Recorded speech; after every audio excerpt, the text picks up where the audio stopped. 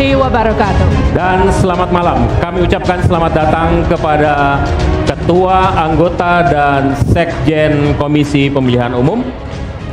Selamat malam dan juga selamat datang kami ucapkan kepada petinggi partai politik, petinggi kementerian dan juga lembaga, seluruh tamu undangan dan juga rekan-rekan media yang berbahagia. Baik, Bapak, Ibu, dan hadirin serta pemirsa sekalian, kita akan mengundang pasangan calon presiden dan calon wakil presiden pemilu 2024. Inilah pasangan calon presiden dan calon wakil presiden nomor urut 1, Bapak Haji Anies Rashid Baswedan, PhD, dan Bapak Dr. Honoris Causa Haji Abdul Muhaimin Iskandar.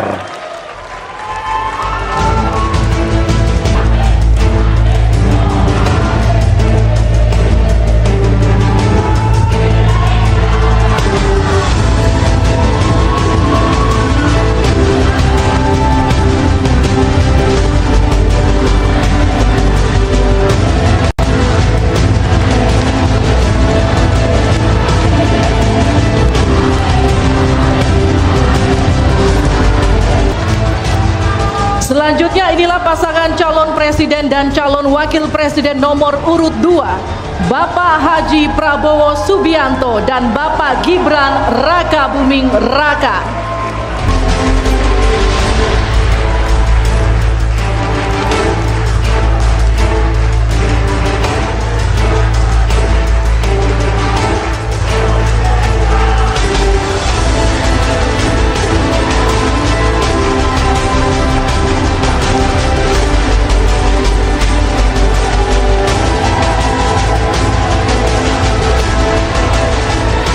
Selanjutnya kita undang pasangan calon presiden dan wakil presiden nomor urut 3, Bapak Haji Ganjar Pranowo SHMIP dan Bapak Profesor Dr.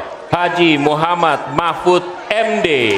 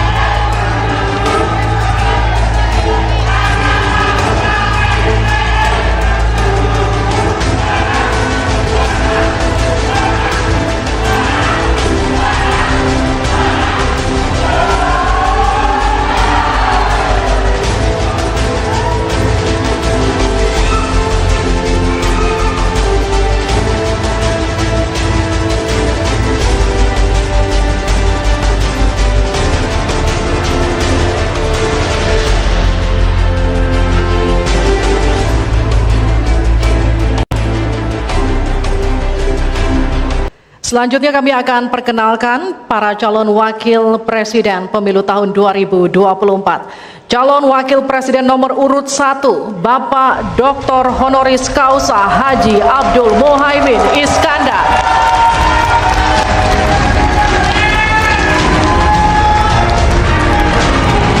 Selanjutnya calon wakil presiden nomor urut 2, Bapak Gibran Rakabuming Raka.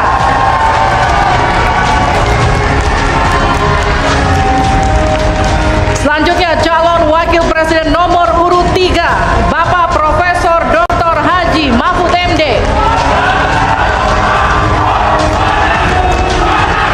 Dan langsung saja kita mulai debat calon wakil presiden pemilu 2024. Pada sesi pertama, kita akan mendengarkan visi, misi, dan program kerja masing-masing pasangan calon yang akan disampaikan calon wakil presiden 2024. Jika pada debat pertama sebelumnya penyampaian visi misi dimulai dari paslon nomor urut 1, maka debat kali ini kami persilahkan calon wakil presiden nomor urut 2, Bapak Gibran Rakabuming Raka, untuk menyampaikan visi misi dan program kerja. Kami persilahkan, Pak. Assalamualaikum warahmatullahi wabarakatuh. Salam sejahtera, Shalom, Om Swastiastu, Namo Buddhaya, salam kebajikan.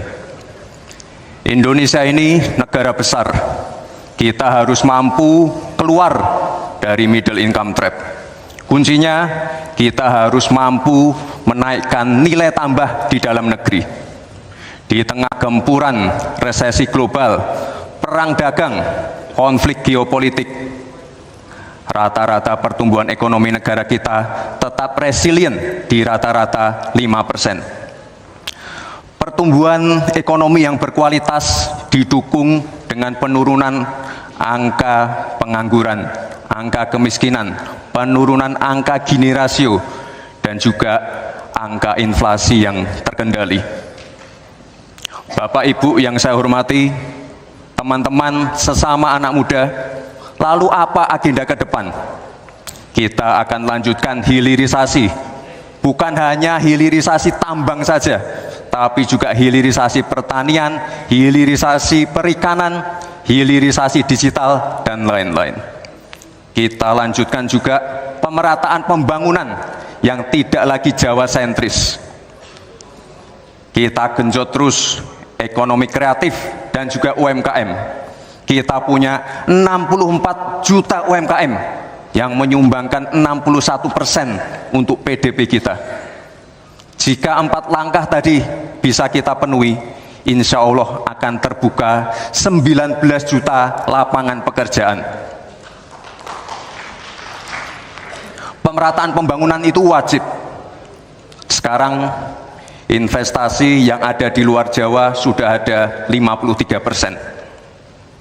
Pembangunan IKN yang berkelanjutan ini akan membuka titik pertumbuhan ekonomi baru, akan membuka akses dan juga konektivitas, sekaligus membuka lapangan kerja.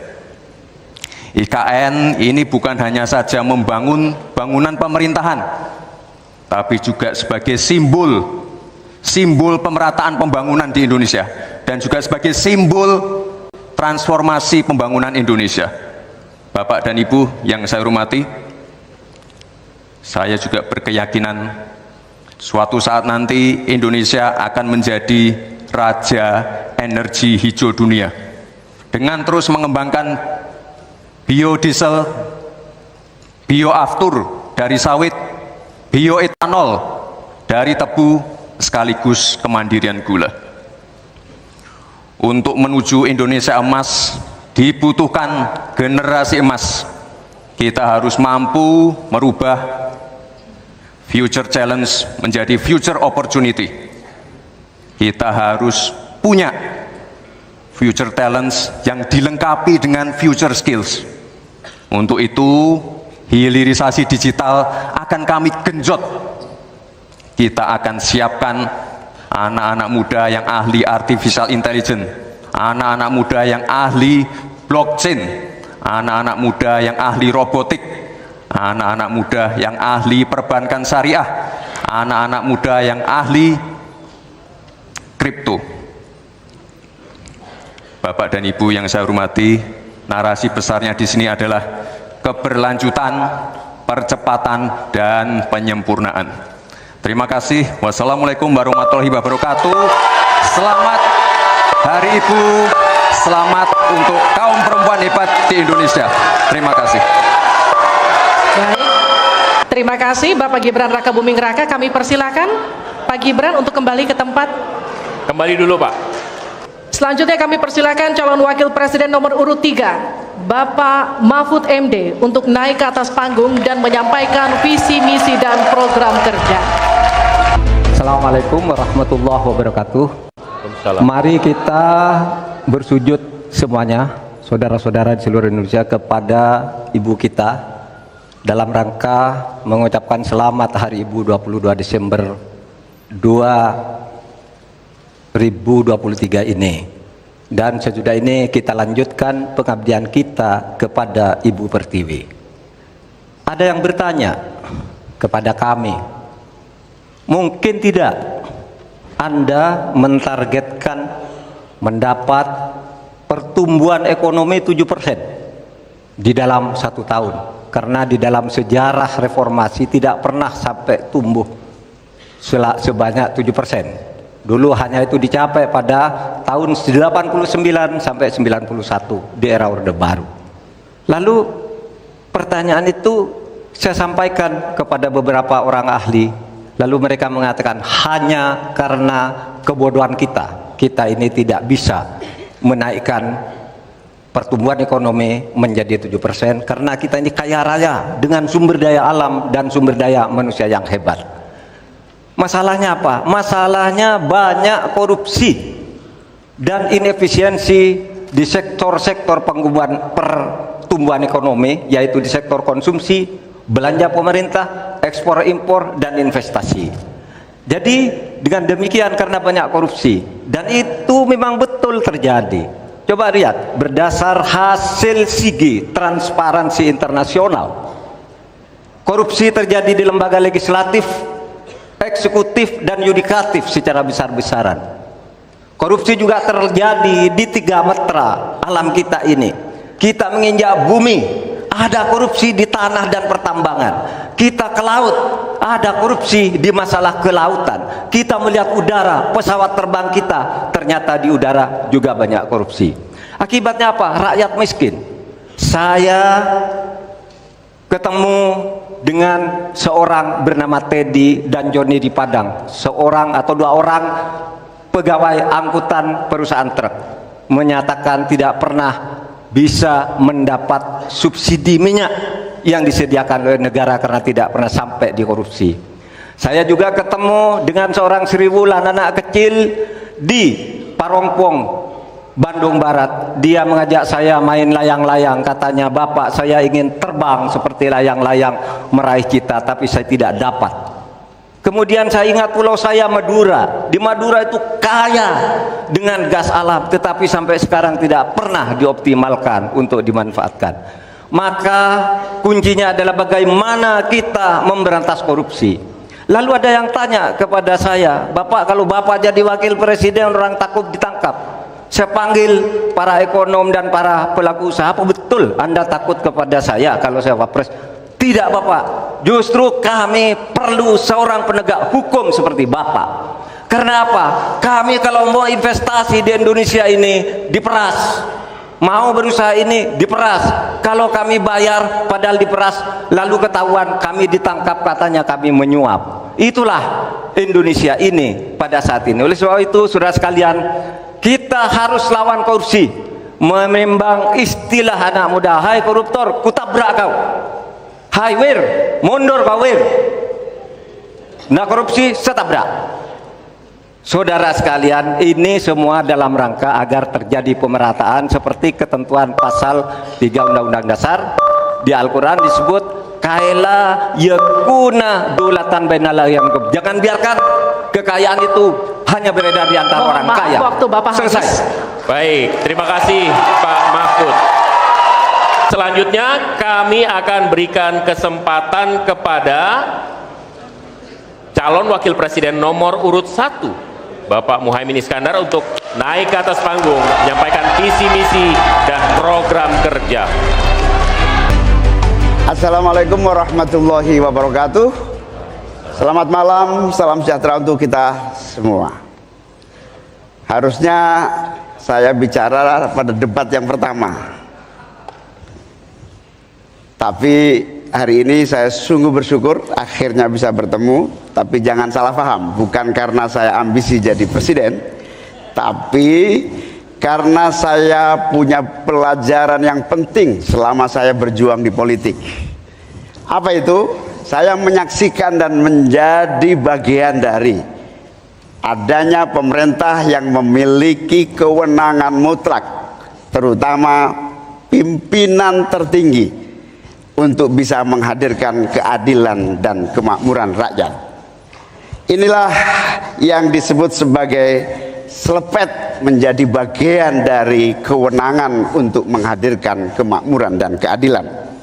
Selepet itu seperti sarung yang saya bawa ini, bisa di kalangan santri bisa membangunkan yang tidur, menggerakkan yang loyo, dan sekaligus mengingatkan yang lalai.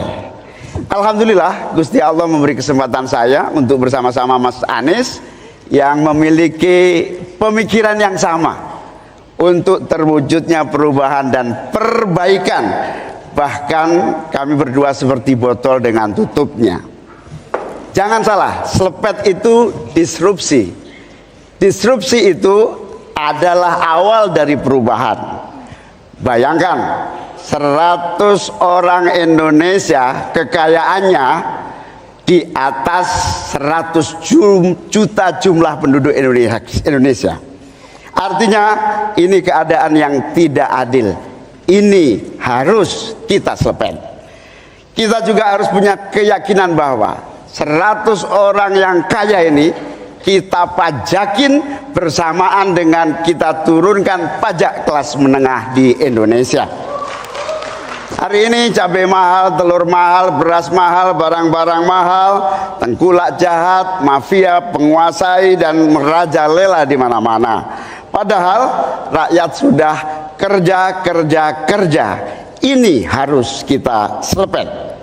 Angka pengangguran sudah 8 juta. 80 juta memang bekerja, tetapi di sektor informal. Mereka tidak mendapatkan penghasilan yang pasti dan bahkan dompetnya dipastikan tipis. Ini yang harus kita selepet. Amin menginginkan bansos yang memang menjadi kewajiban negara ini diteruskan dan bahkan harus ditingkatkan, sehingga kita ingin bansos plus yang semakin membawa rakyat kita memiliki kemampuan daya beli yang mendongkrak ekonomi masyarakat kita. Insya Allah Amin akan memastikan 5% anggaran dari APBN atau sekitar 150 triliun kita khususkan untuk kaum muda Indonesia. Kamu yang memiliki energi besar untuk menjadi bagian terdepan bagi kemajuan bangsa kita. Salah satunya adalah kamu, kredit usaha anak muda yang diberi kesempatan untuk mengakses sebanyak-banyaknya menjadi pelaku ekonomi yang baik.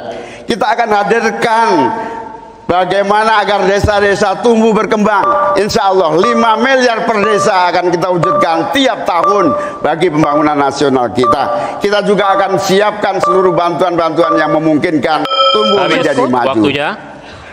Mohon maaf, waktu Anda habis, Bapak. Berikan aplaus dan apresiasi untuk 3 calon wakil presiden yang sudah menyampaikan visi, misi, dan program mereka.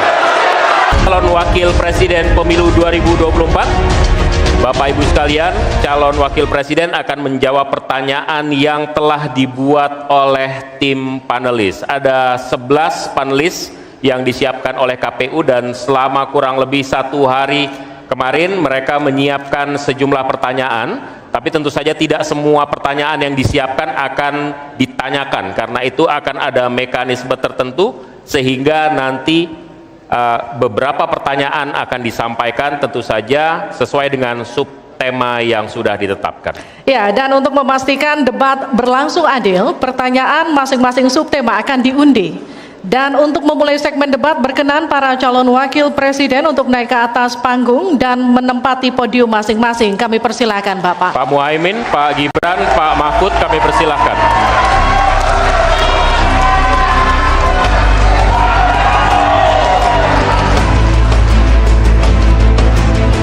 Pada segmen pertama penyampaian visi misi dimulai dengan calon wakil presiden nomor urut 2, maka di sesi ini kita mulai dengan calon wakil presiden nomor urut 3. Dan untuk itu kami persilahkan panelis Alam Syasaragi untuk mengambil subtema pertanyaan di dalam fishbowl, kemudian silahkan diperlihatkan ke calon wakil presiden dan juga moderator.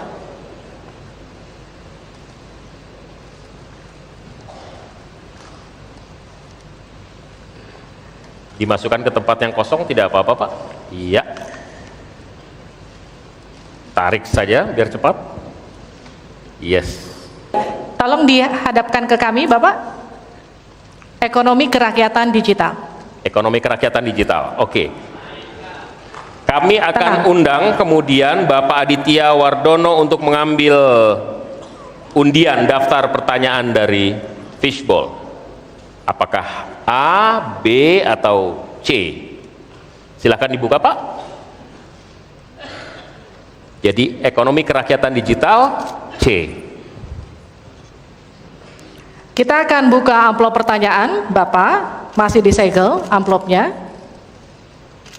Dan kami ingatkan kepada calon wakil presiden untuk mendengarkan dengan seksama, karena pertanyaan hanya akan dibacakan satu kali.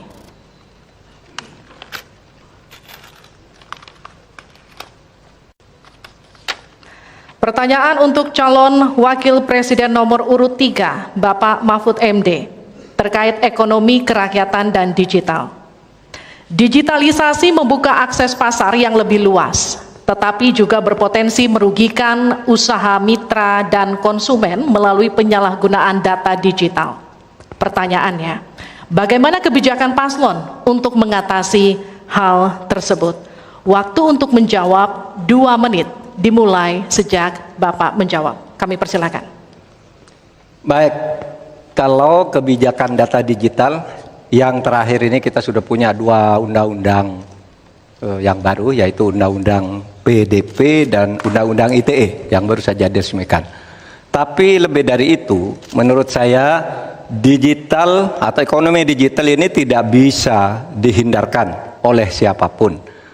Oleh sebab itu, ya kita tidak bisa menolaknya, tetapi harus berhati-hati karena terjadi disrupsi yang luar biasa dalam perkembangan digital ini. Saya menangani kasus misalnya pinjol, di mana rakyat menjadi korban dari kegiatan ekonomi digital. Ada kripto misalnya. Kasus pinjol itu sendiri sungguh sangat problematik. Kenapa? Karena dia dibuat secara hukum perdata melalui gadget. Rakyat yang tidak tahu langsung bilang, kamu mau pinjam uang sekian, yes. Bunganya sekian, yes. Kalau tidak bayar sekian, yes. Itu perdata. Dan itu banyak yang menjadi korban, banyak yang sampai bunuh diri. Ada seorang dari Semarang, seorang guru meminjam hanya 500 ribu, kemudian hutangnya menjadi 240 juta karena selalu bertambah bunganya. Kemudian ada yang sampai bunuh diri. Dalam hal pinjol ini ketika saya sampaikan ke Polri, tidak bisa Pak, itu hukum perdata. Ketika saya sampaikan ke OJK, OJK bilang itu bukan kewenangan kami. Itu bukan kewenangan kami karena mereka ilegal, tidak terdaftar. Berkali-kali saya panggil, kemudian saya undang dalam rapat bersama gabungan di Menko Polhukam. Kita nyatakan bahwa itu tindak pidana dan harus segera ditangkap. Itulah dalam sehari kemudian ditangkap 144 orang di hari itu juga. Sekian. Baik, tepat waktu. Selanjutnya kami berikan kesempatan kepada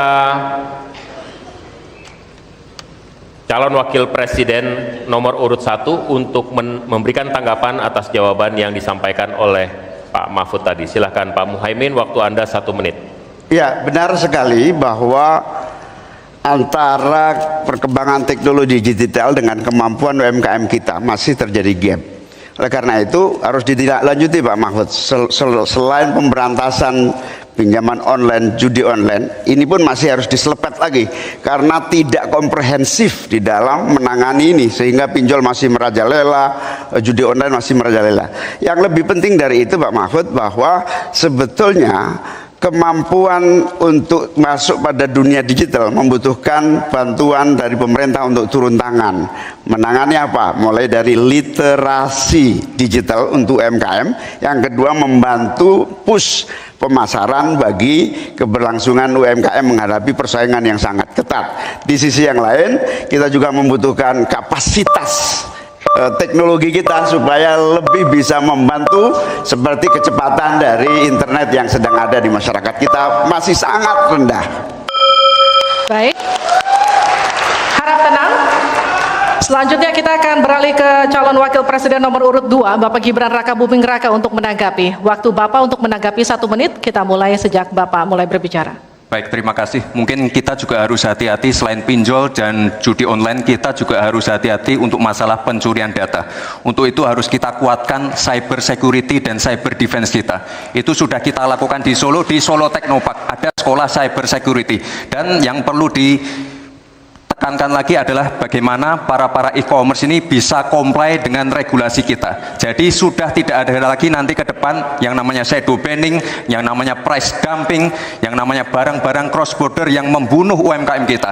Kita ke depan harus melindungi UMKM, dan kita ingin sekali lagi, karena tadi Cak Imin bicara masalah literasi keuangan dan literasi digital, ke depan yang kita siapkan harus ada penguatan SDM, penguatan manusia digitalnya. Karena itu kita ingin anak-anak muda untuk ikut andil dalam hilirisasi digital yang akan kita canangkan sebentar lagi. Mohon tenang, mohon tenang. Saya hargai jika kita semua kooperatif. Terima kasih. Saya berikan kesempatan kepada Pak Mahfud kembali untuk memberikan tanggapan atas tanggapan dari jawaban Bapak yang sudah disampaikan oleh Pak Muhaimin dan Pak Gibran. Waktu Anda 1 menit untuk menanggapi, dimulai dari Bapak menyampaikannya. Alhamdulillah, apa yang diusulkan, ditambahkan oleh Cak Imin dan Mas Gibran itu sudah ada di visi misi kami semuanya. Tinggal baca itu. Misalnya kalau bicara infrastruktur agar bisa merata tapi aman, kadangkala kita bicara infrastruktur itu hanya jembatan, rumah, gedung dan sebagainya. Padahal ada 3 infrastruktur yang harus dibangun. 1, infrastruktur fisik seperti yang sekarang ada, lalu infrastruktur regulasi, kemudian infrastruktur digitalisasi. Itu penting dibangun ke depan. Sama terkait dengan itu sudah ada juga cyber security. Bahkan saya sendiri yang memimpin rapat di Menko Polhukam dengan memanggil pihak-pihak yang terkait dengan tugas-tugas ini agar cyber security ke depan ditegakkan dengan sebaik-baiknya agar kita tidak selalu kecolongan. Selesai. Kita lanjutkan. Selanjutnya kita beralih ke pertanyaan kedua untuk calon wakil presiden nomor urut 1 Bapak Muhaimin Iskandar. Untuk itu kami persilakan panelis Bapak Agustinus Prasetyantoko untuk mengambil subtema pertanyaan. Bapak di dalam fishbowl silahkan diperlihatkan selanjutnya ke calon wakil presiden dan ke moderator.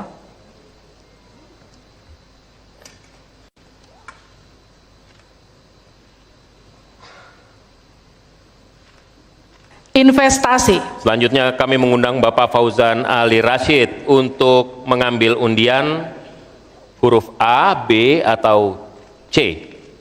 Kita lihat. Huruf A. Baik, terima kasih Pak.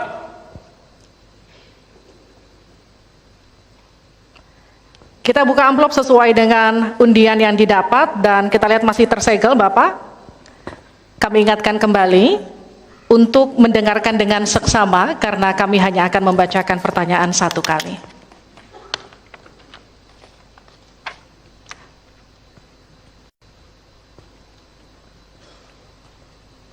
Pertanyaan untuk calon wakil presiden nomor urut 1 Bapak Muhaimin Iskandar dengan subtema investasi. Kontribusi usaha menengah terhadap ekonomi kita sebesar 13%, sementara Thailand mencapai 18% dan Singapura 22%. Pertanyaannya, bagaimana strategi paslon meningkatkan investasi untuk usaha menengah dan mendorong usaha kecil naik kelas? Waktu Bapak untuk menjawab 2 menit dimulai sejak Bapak berbicara. Silakan. Terima kasih. Investasi salah satu yang paling penting buat pertumbuhan ekonomi kita. Dan investasi tidak akan ada masuk ke tanah air kita apabila tidak kita bangun trust, kepercayaan internasional, kepercayaan dalam negeri. Dengan apa? Dengan kepastian hukum dan terjaganya kestabilan usaha yang berkembang di masyarakat kita. Di sisi yang lain, investasi juga masih sangat tertutup. Kita ingin investasi ini begitu terbuka dan tidak hanya berkonsentrasi kepada investasi yang menumpuk pada sektor-sektor tertentu atau padat modal. Kita perlu menggeser investasi ini menjadi padat karya yang bisa melibatkan seluruh anak bangsa ini mendapatkan pekerjaan. Di sisi yang lain, di lain halnya investasi yang transparan akan membuka akses usaha kecil dan menengah untuk terlibat di dalam proses investasi yang masuk ke dalam negeri maupun yang ada di masyarakat. Kedua, agar investasi ini bisa masuk buat kalangan UMKM dan seluruh pelaku usaha kecil, maka kita harus kuatkan kapasitas dan kualitas produksi dari UMKM kita, sekaligus tanggung jawab pemerintah ini meyakinkan sekaligus memberi fasilitas kemampuan pemasaran untuk meyakinkan para calon investor baik di dalam negeri maupun dari luar negeri. Yang lebih penting dari itu adalah kepastian hukum, termasuk di dalamnya adalah jaminan akan investasi tidak akan disalahgunakan atau tidak menjadi beban baru, dalam artian investasi mengandung kecurigaan kerugian yang itu diakibatkan kepercayaan yang menurun. Kredibilitas pemerintah hukum harus ditegakkan untuk membangun trust agar semua yang investasi merasa aman. Cukup, waktu Anda habis. Terima kasih. Mohon tenang. Kita mulai untuk meminta tanggapan dari calon wakil presiden nomor urut 2 terlebih dahulu, Pak Gibran. Silakan. Baik, terima kasih Gus Muhaimin. Mungkin PR kita ke depan adalah bagaimana kita bisa menurunkan indeks ICOR kita. Kita ingin indeks ICOR kita turun ke angka 4 atau 5%, sehingga investasi akan naik dan akan menumbuhkan trust juga dari para calon-calon investor. Lalu ini yang perlu kita garis bawahi. Kita ingin akses untuk logistik harus terkoneksikan sehingga distribusi bisa menurun. Lalu untuk UMKM ini memang PR kita ke depan juga. Kita ingin memperbanyak inkubasi sehingga UMKM kita bisa naik kelas. Kita dampingi dari A sampai Z. Kita dampingi dari packagingnya, dari brandingnya, dari marketing ownernya. Setelah selesai kita dampingi lagi permodalannya. Setelah selesai kita dampingi lagi untuk bisa mendapatkan off-taker. Terima kasih. Waktu Anda masih tersisa, Bapak. Mohon tenang. Cukup? Cukup? Baik. Baik. Selanjutnya saya berikan kesempatan kepada Calon wakil presiden nomor urut 3, Pak Mahfud. Caimin, calon wakil presiden paslon 1. Begini, yang Bapak sampaikan itu tadi saya kira itu sangat normatif. Seharusnya begitu. Di lapangan, Pak, investasi itu sulit loh, Pak. Prosedurnya bertele-tele, ada konflik of interest di mana pejabat yang ngurus itu misalnya harus mendapat sesuatu tapi disalurkan lewat si A. Itu laporan yang masuk ke saya. Ada urusan harusnya diinvestasikan untuk rakyat, itu malah disentralisasi ke negara, dibuat PT sendiri lalu diurus sendiri, rakyatnya tidak kebagian. Nah, itu yang sering saya dapat laporan dari berbagai tempat. Minta izin misalnya untuk UMKM misalnya berapa? Perlu 24 meja, Pak, untuk mendapat izin UMKM. Pertanyaan saya, instrumen hukum apa yang Pak Imin bisa sediakan untuk menjawab itu semua? Selesai.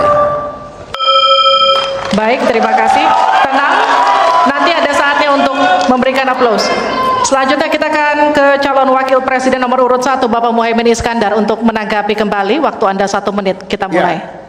Memang apa yang disampaikan Pak Gibran, selain kita bantu permodalan dan kapasitas untuk produksi yang meyakinkan para investor masuk, ada prasyarat-prasyarat mutlak yang disiapkan pemerintah. Sekaligus menanggapi Pak Mahfud, kita punya undang-undang Omnibus Law, kita punya sistem baru yang lebih efektif dan ramah terhadap investasi. Tetapi sekali lagi, pemerintah terlampau lambat dalam mengimplementasikan itu semua, sehingga harus kita selepet supaya lebih cepat lagi menyediakan sarana dan prasarana bagi percepatan izin. Berbelit-belitnya izin saya setuju, menjadi penyebab utama trust itu hilang. Nah, kita harus membenahi pada wilayah pemerintahan kita yang harus memberikan satu sarana infrastruktur yang memadai. Saya setuju, logistik menjadi salah satu kunci pentingnya. Logistik yang menyambungkan antara kebutuhan murahnya angkut barang sehingga investasi Cukup, murah. waktu Anda habis. Harap tenang, kita lanjutkan. Kita masih lanjut. Selanjutnya kita akan beralih ke pertanyaan untuk calon wakil presiden nomor urut 2, Bapak Gibran Rakabuming Raka. Untuk itu kami persilahkan panelis Ibu Henry Saparini untuk mengambil subtema. Silakan Ibu. Dan silakan diperlihatkan kepada calon wakil presiden dan juga ke moderator.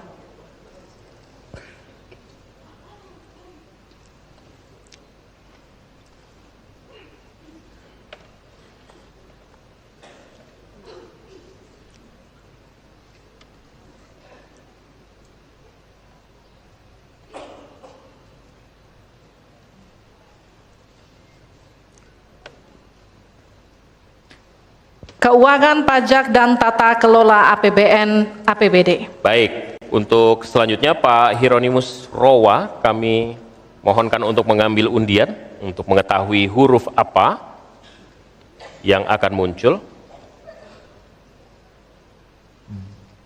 B, ya. Baik, terima kasih. Kita akan ambil dan buka amplop pertanyaan sesuai dengan undian, dan silahkan, amplopnya masih tersegel. Kami ingatkan kembali, mohon disimak baik-baik, karena kami hanya akan membacakan pertanyaan satu kali. Pertanyaan untuk calon wakil presiden nomor urut 2, Bapak Gibran Rakabuming Raka. Untuk subtema keuangan, pajak, pengelolaan APBN dan APBD. Hanya sepertiga APBN yang dapat digunakan untuk membiayai pembangunan. Padahal janji kerja program paslon memerlukan biaya tinggi. Pertanyaannya, mana yang menjadi pilihan prioritas anggaran? Pembangunan infrastruktur fisik atau pembangunan kualitas SDM dan ekonomi rakyat? Waktu Bapak untuk menjawab 2 menit, kita mulai ketika Bapak mulai berbicara. Baik, terima kasih. Tidak semuanya harus menggunakan APBN. Contoh IKN, banyak yang gagal paham. Tidak 100% pembangunan IKN itu menggunakan APBN. Yang digunakan hanya 20%. Sisanya adalah investasi dari swasta dan investasi dari luar negeri. Ini yang banyak yang gagal paham. Lalu kita mengacu ke pertanyaan, infrastruktur fisik atau SDM, dua-duanya penting. Dan dua-duanya harus dijalankan secara paralel. Karena sekali lagi, untuk menuju Indonesia emas dibutuhkan generasi emas. Kita butuh future talents yang menguasai future skills. Untuk itu, di tingkat SMK misalnya, kita perlu alat-alat yang ada di SMK itu bisa memenuhi kebutuhan zaman, kebutuhan industri. Sehingga ketika anak SMK lulus, mereka benar-benar bisa siap kerja, siap menerima tantangan kerja. Lalu untuk fisik tidak selalu harus dari APBN, sekali lagi bisa kolaborasi misalnya dengan swasta, dengan CSR. Jadi tidak semuanya harus dibebani oleh APBN. Lalu apa PR kita ke depan? PR kita ke depan harus bisa menambah penerimaan negara. Untuk itu kami dari Paslon 2 akan membentuk lembaga badan penerimaan negara yang dikomandoi langsung oleh Presiden, sehingga nanti ketika berkoordinasi dengan kementerian-kementerian ini bisa lebih luas. Dan sekali lagi kita ingin menaikkan rasio pajak sehingga penerimaan negara nanti bisa kita gunakan untuk pendidikan, untuk kesehatan dan lain-lain. Terima kasih. Mohon tenang, masih ada waktu. Terima kasih. Saatnya menanggapi Pak Mahfud. Waktu Anda 1 menit, dimulai dari Anda menyampaikannya. Mas Gibran, saya sangat tertarik tentang IKN dan itu bagus, harus kita laksanakan sebagai warisan dari Pak Jokowi. Tapi tadi saya tergelitik, anggaran untuk IKN itu hanya 20% dari APBN dan sisanya dari investor. Sejauh yang kita baca, sampai sekarang belum ada satupun investor yang masuk ke sana. Coba kalau ada sebutkan, kalau ada sebutkan misalnya 2 atau 1 gitu, investor mana yang sudah masuk ke sana. Yang saya dengar justru ada ratusan ribu hektar tanah sudah dikuasai oleh pengusaha-pengusaha tertentu sekarang ini. Nah, saya setuju ke depannya itu agar mengundang investor.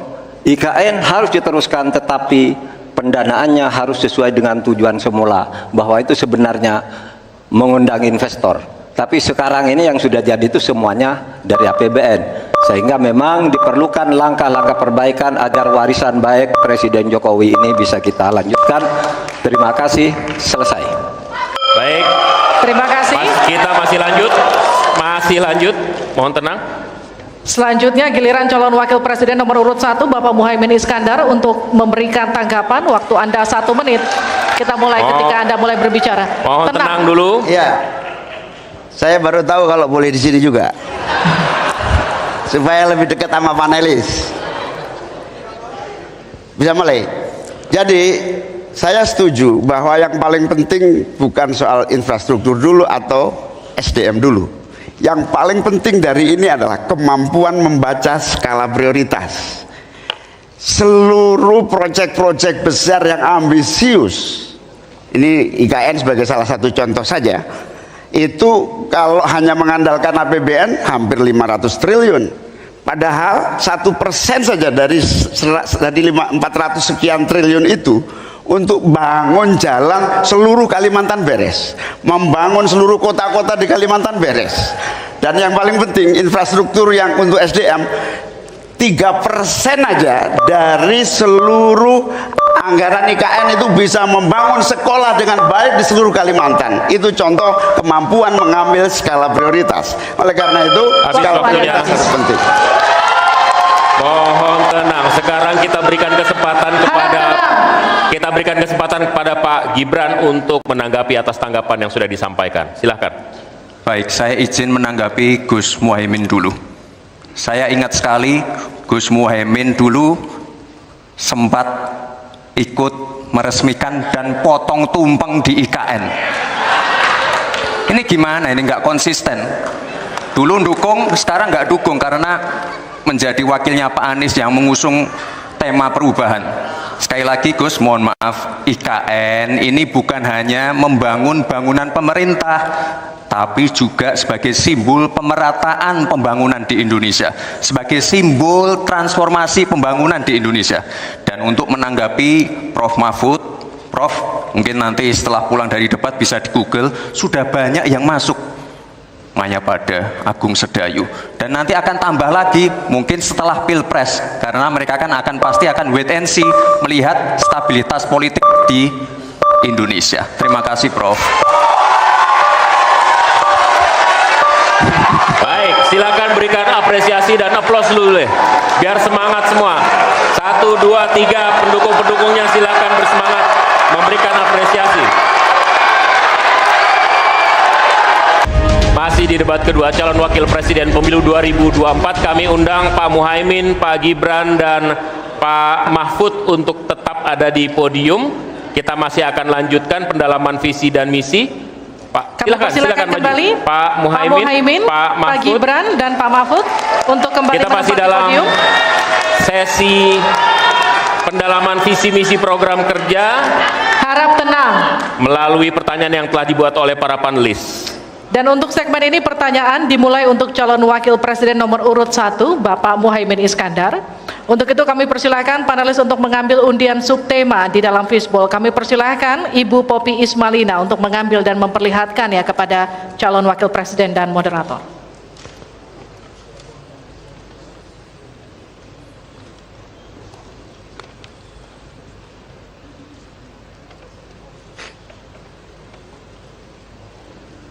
Silakan diperlihatkan. Oke. Perkotaan. Baik, selanjutnya Ibu Retno Agustina Eka Putri untuk mengundi huruf A, B, atau C.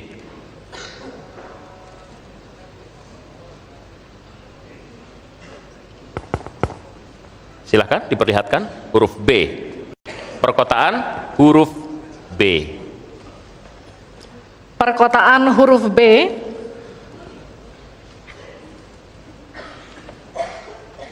Kita akan buka amplop pertanyaan yang masih disegel.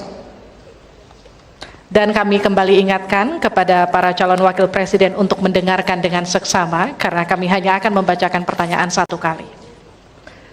Pertanyaan untuk calon wakil presiden nomor urut 1, Bapak Muhaimin Iskandar. dengan subtema perkotaan. 56% penduduk Indonesia tinggal di perkotaan dan mencapai lebih dari 70% di tahun 2045.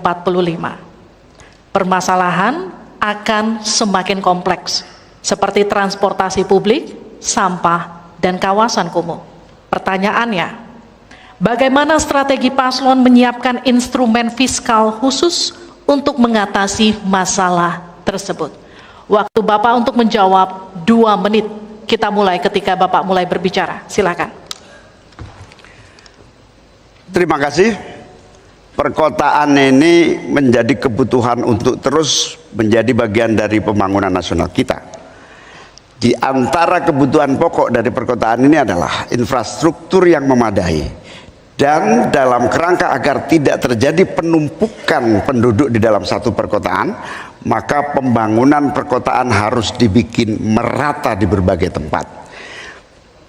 Kami memiliki satu tekad bahwa di dalam pemerintahan yang akan datang minimal harus dibangun 40 kota baru yang selevel dengan Jakarta, dengan kemampuan menampung jumlah penduduk, memberikan sarana dan prasarana yang memadai, sekaligus kemampuan untuk terjaganya lingkungan yang memungkinkan untuk sehat, termasuk kehidupan yang memberikan kenyamanan bagi seluruh penduduknya, di mana perumahan tidak terlampau jauh dari pusat-pusat pekerjaan, di mana akses pendidikan bisa sampai pada yang dibutuhkan. Sementara fiskal yang dibutuhkan, kita harus pandai-pandai mengambil prioritas. Sekali lagi, kita bukan setuju atau tidak setuju IKN. Yang paling penting adalah prioritas kepemerataan dan keadilan agar terbangun kota-kota sehingga sarana air bersihnya terwujud. Balikpapan kasihan, Banjarmasin kasihan, Pontianak kasihan.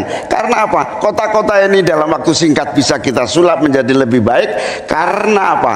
Fiskal yang kita sediakan dirata adilkan di masing-masing perkotaan. Terakhir, bahwa perkotaan membutuhkan pendanaan, kita harus libatkan investasi swasta yang kita beri kepercayaan lebih baik lagi. Terima kasih. Saya berikan kesempatan kepada Pak Gibran, Cawapres nomor 2 untuk menanggapi. Waktu Anda 1 menit, silahkan. Gus Muhaimin ini agak aneh ya, pengen bangun kota selevel Jakarta tapi nggak setuju sama IKN. Tapi ya monggo lah ya, nggak apa-apa. Yang jelas untuk permasalahan perkotaan kita harus menggarap transportasi umumnya. Kita pastikan transportasi umum ini aman, nyaman, terutama bagi kaum disabilitas, lansia, dan anak-anak. Lalu kita pastikan transportasi umum ini ada digitalisasinya. Sekarang kan sudah ada teman bus. Nah, ini harus kita replikasi di beberapa kota juga. Lalu untuk mungkin di level-level kota kecil kita pakai skema buy and service sehingga masyarakat bisa mencoba menggunakan transportasi umum secara gratis. Lalu untuk masalah kumuh, nah ini perlu kolaborasi. BSPS dari Kementerian PUPR, RTLH dari Pemda, dan juga CSR dari swasta. Terima kasih. Harap tenang. Terima kasih. Waktu Anda masih tersisa? Habis? Cukup. Ya. Selanjutnya calon wakil presiden nomor urut 3, Bapak Mahfud MD untuk menanggapi. Waktu untuk menanggapi 1 menit, Bapak. Kita akan mulai ketika Bapak mulai berbicara. Silakan. Ya, Cak Imin, saya agak kaget juga mau membangun 40 kota selevel Jakarta. Ya, apa itu bisa dilaksanakan 5 tahun Bapak menjadi presiden dan wakil presiden? Berapa kota dalam 5 tahun? Ini IKN aja sudah puluhan tahun baru dilaksanakan. Itu pun yang investasi baru dalam bentuk janji, belum ada yang melaksanakan. Nah gitu kan.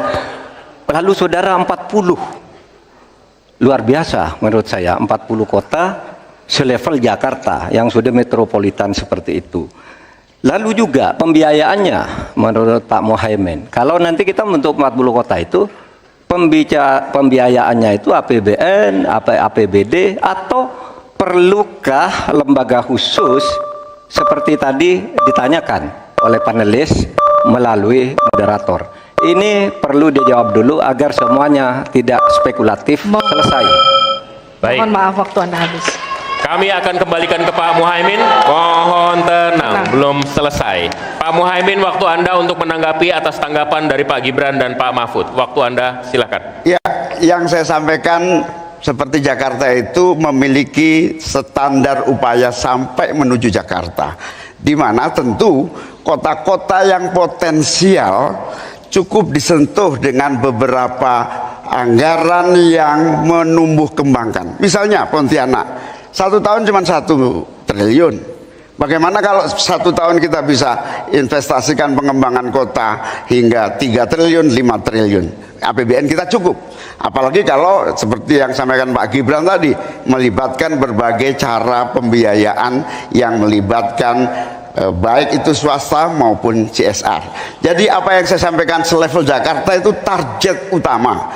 Tetapi yang lebih penting dari itu adalah infrastruktur yang dibutuhkan dipersiapkan dari potensi yang sudah ada, sehingga dalam waktu singkat kota-kota 40 kota itu benar-benar sudah menggunakan potensi yang sudah dimiliki yang ada. Habis. Harap tenang, nanti kita akan berikan waktu untuk aplaus. Selanjutnya kita akan beralih ke pertanyaan untuk calon wakil presiden nomor urut 2, Bapak Gibran Rakabuming Raka. Tenang. Untuk itu kita akan persilakan panelis Bapak Suharnomo untuk mengambil undian subtema kelima dalam Fishbowl. Silakan diperlihatkan ke calon wakil presiden dan ke moderator Bapak.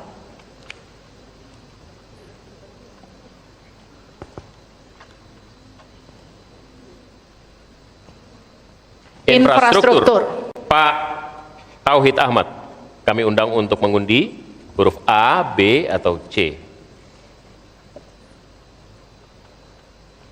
C.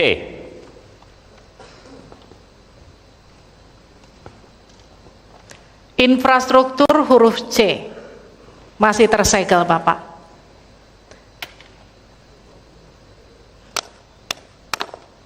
Mohon didengarkan dengan seksama karena kami hanya akan membacakan 1 kali.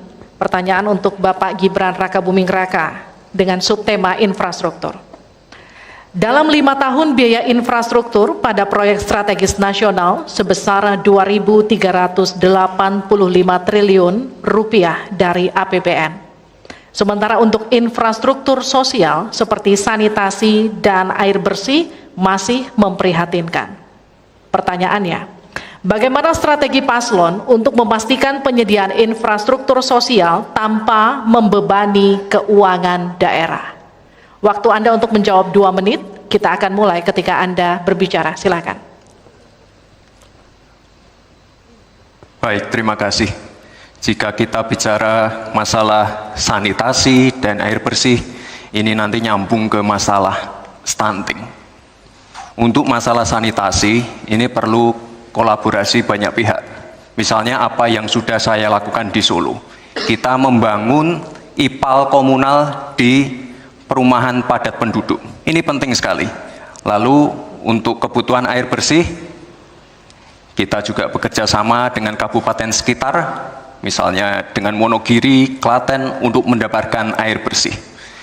Kita juga sekarang sudah ada proyek strategis nasional, membangun beberapa bendungan dan embung.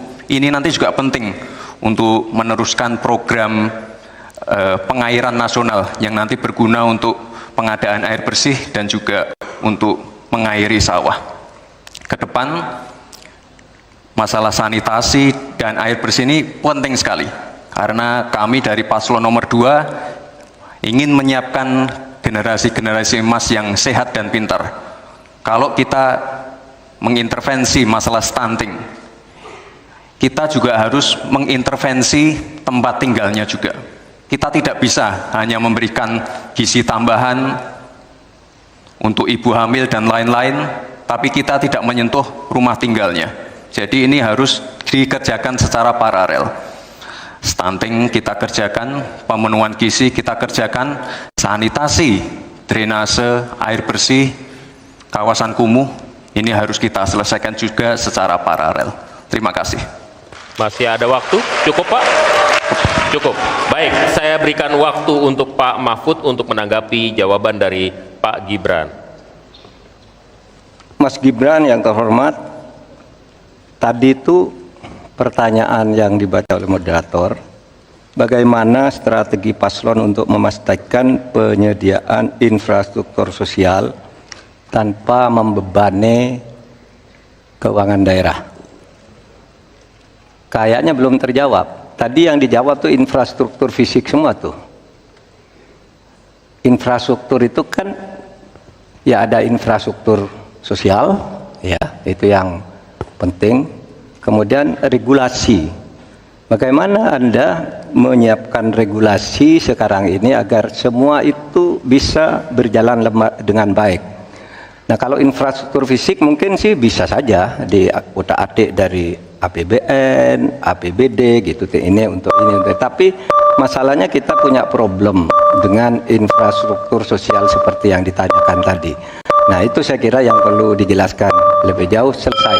Waktu Anda habis, baik, kita akan ke calon wakil presiden nomor urut 1, Bapak Muhaimin Iskandar untuk menanggapi, waktunya 1 menit. Infrastruktur yang disampaikan Pak Gibran menjadi bagian dari yang perlu disediakan. Tapi infrastruktur sosial atau infrastruktur kerakyatan, pada dasarnya kita bisa melibatkan semua pihak untuk hadir dan memberikan solusi. Contohnya infrastruktur gedung-gedung sekolah yang memberikan kesehatan, kecerdasan bagi masa depan anak didik kita. Apa yang bisa kita lakukan? Misalnya, kita bebaskan pajak buat seluruh penyelenggara pendidikan supaya fiskalnya terpenuhi, supaya pendidikan bisa terjangkau, sehingga semua bentuk pendidikan, semua bentuk yang berkaitan dengan pencerdasan kehidupan masyarakat kotanya, maka dibebaskan pajaknya. Ini seperti yang sudah dilakukan di Jakarta, yang ini bisa kita tarik ke tingkat nasional. Infrastruktur sosial tercipta dengan pemerintah memberi fasilitas yang memadai. Cukup, Pak? Bapak? Cukup. Baik. Kita stop, countdown. Tenang. Saya berikan kembali waktu untuk Pak Gibran untuk menanggapi atas tanggapan dari Pak Mahfud dan Pak Muhaimin. Baik, terima kasih. Mungkin Prof. Mahfud dan Gus Muhaimin kurang paham dengan apa yang sudah saya paparkan. Saya tadi juga bicara masalah infrastruktur sosial, stunting itu loh Pak. Ya, tapi nggak apa-apa, saya perjelas lagi. Kita punya program makan siang gratis. Banyak yang nyinyir, tapi sekali lagi Pak, program makan siang gratis ini adalah investasi menuju Indonesia emas. Program makan siang gratis 400T ini adalah stimulan untuk ibu-ibu, warteg-warteg, warung-warung, catering-catering yang ada di daerah. Bayangkan 400T mengucur ke daerah-daerah. Semua ibu-ibu ikut memasak makan siang untuk anak-anak kita. Itu Pak yang saya maksud dengan infrastruktur sosial. Program makan siang gratis, investasi ke depan untuk menuju Indonesia emas. Terima kasih. Tenang. Baik, kita masih akan lanjut. Harap tenang, kita akan lanjutkan. Selanjutnya kita akan beralih untuk pertanyaan calon wakil presiden nomor urut 3, Bapak Mahfud MD. Untuk itu kami persilakan panelis Bapak Yose Rizal Damuri untuk mengambil undian subtema ke-6 dalam Fishbowl.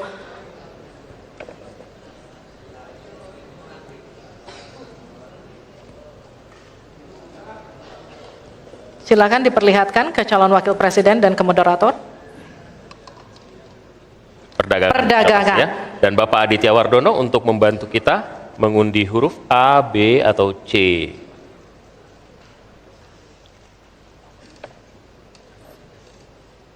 Perdagangan C.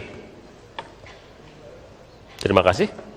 Perdagangan huruf C, Pak Mahfud.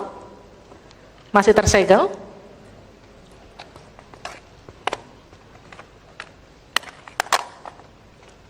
Mohon didengarkan dengan seksama karena kami hanya akan membacakan 1 kali. Pertanyaan untuk Bapak Mahfud MD dengan subtema perdagangan. Untuk meliberalisasi perekonomian, Indonesia telah meratifikasi lebih dari 25 perjanjian perdagangan bebas. Tetapi pemanfaatannya belum optimal untuk mendorong ekspor dan investasi. Pertanyaannya, bagaimana strategi paslon untuk mengoptimalkan pemanfaatan perjanjian-perjanjian tersebut guna meningkatkan ekspor dan memperkecil defisit neraca perdagangan?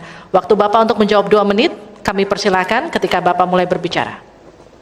Baik, menurut saya untuk mengoptimalkan pemanfaatan perjanjian, saudara sekalian, saya dan Mas Ganjar kebetulan, Ganjar Mahfud ini sudah berdiskusi lama tentang ini.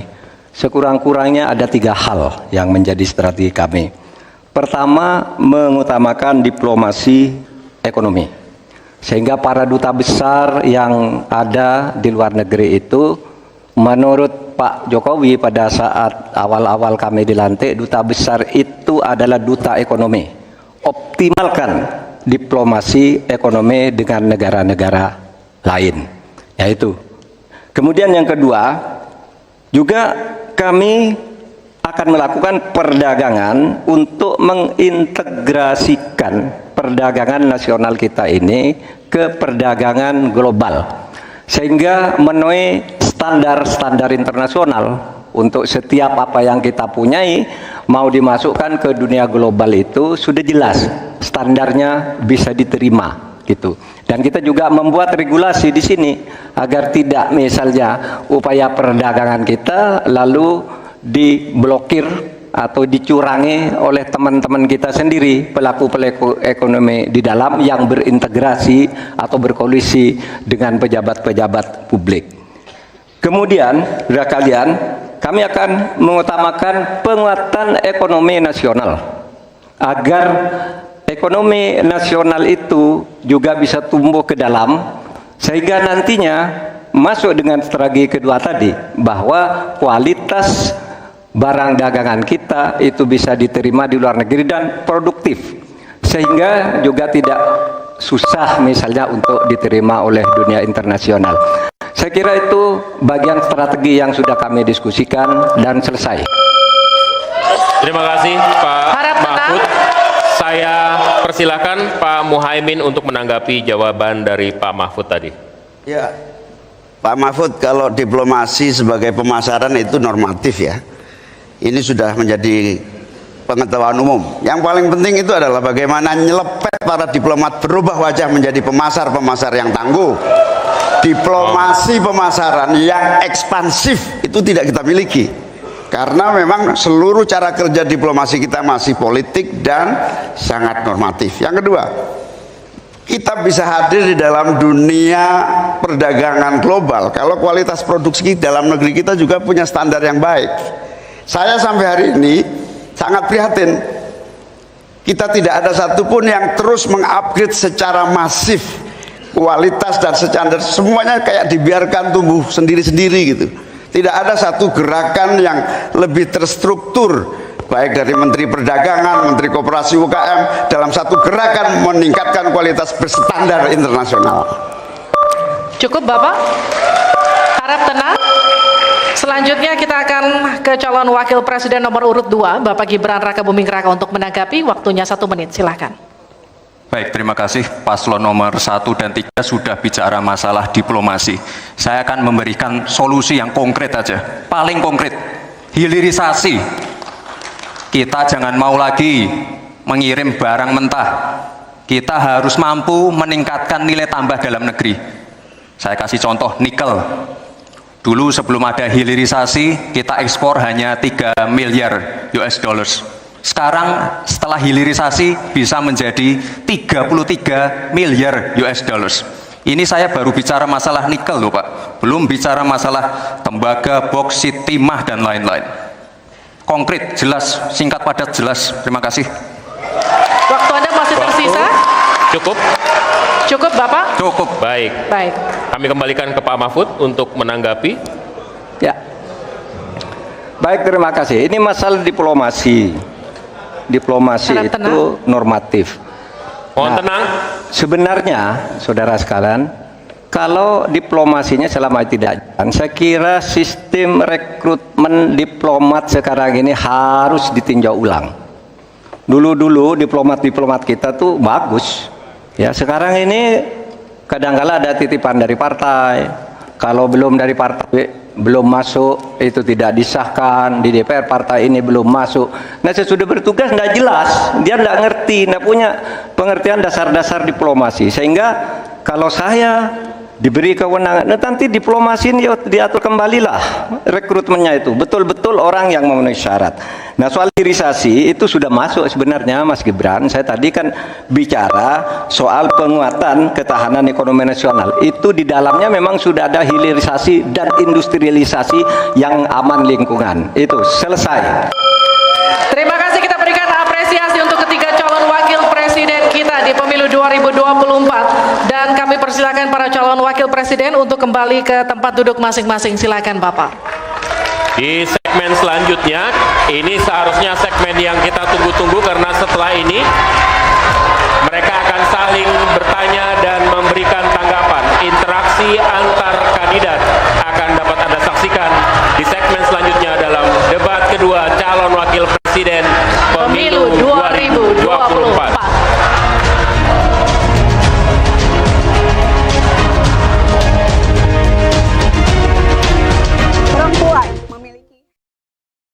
Anda kembali bersama kami di debat kedua calon wakil presiden pemilu 2024. Dan sebelum kita memulai segmen ini, kami mau mengucapkan apresiasi yang setinggi-tingginya kepada semua hadirin yang ada di sini.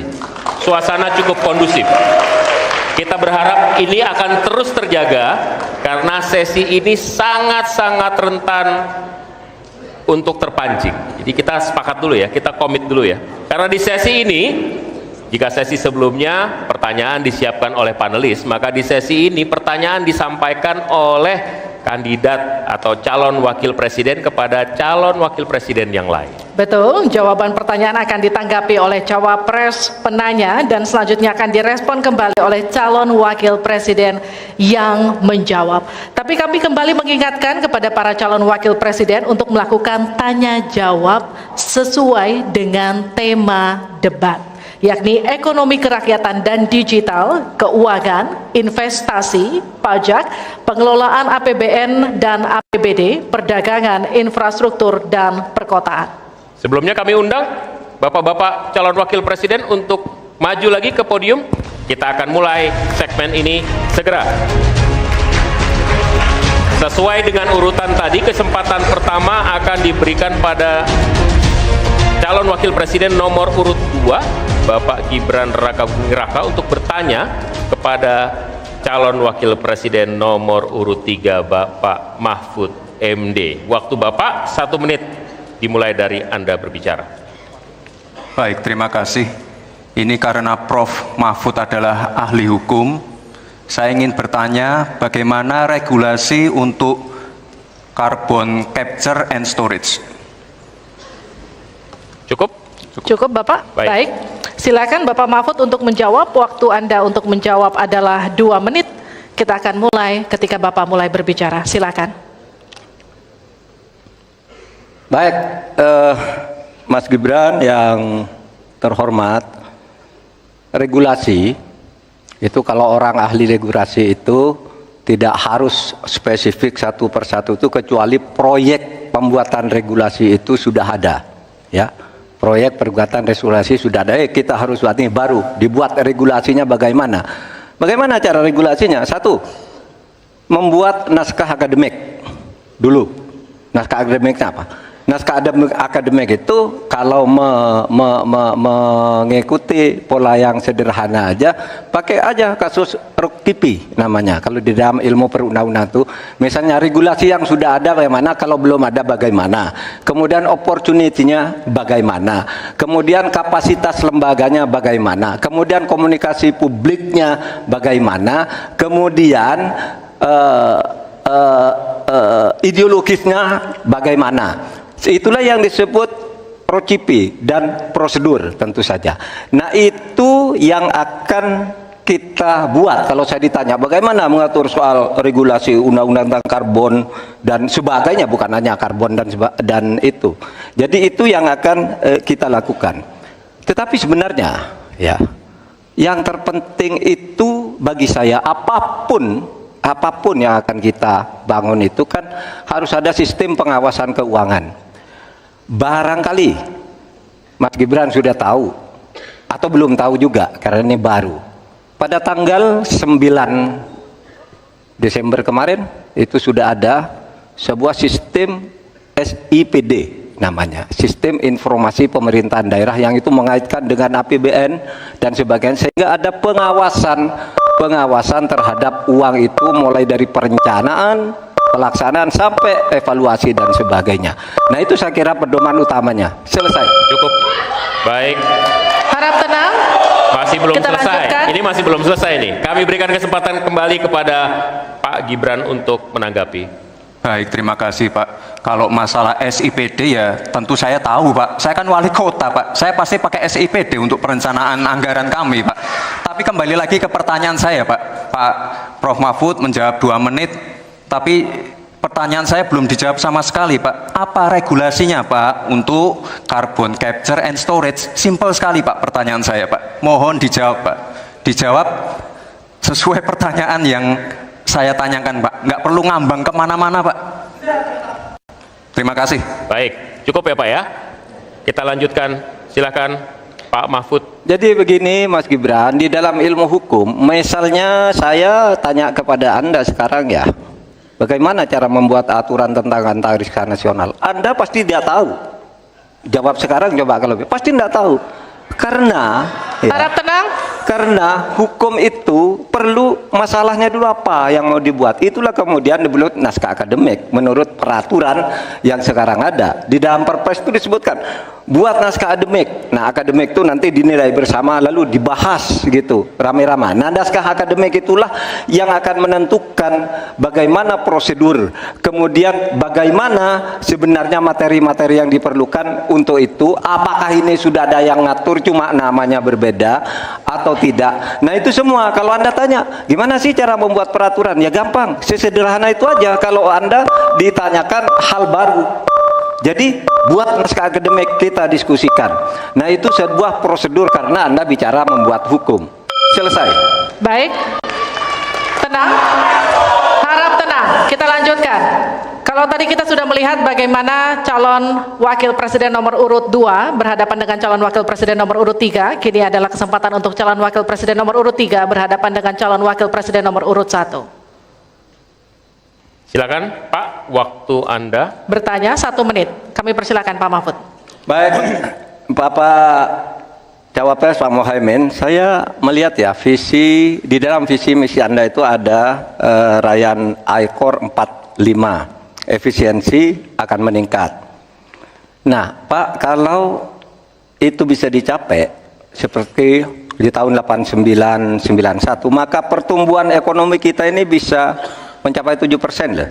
Kalau 4 saja, Anda punya visi targetnya itu ICOR-nya 4-5. Padahal pertumbuhan dengan 4 saja itu bisa 7% pertumbuhan ekonomi nasional.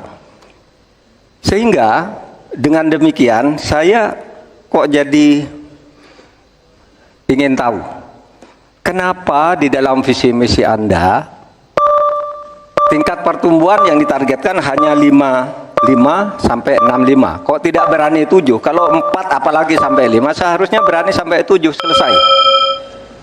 Silakan, waktu Anda 2 menit. Terima kasih. Kalau membuat target pertumbuhan bisa saja 7-8% bisa saja.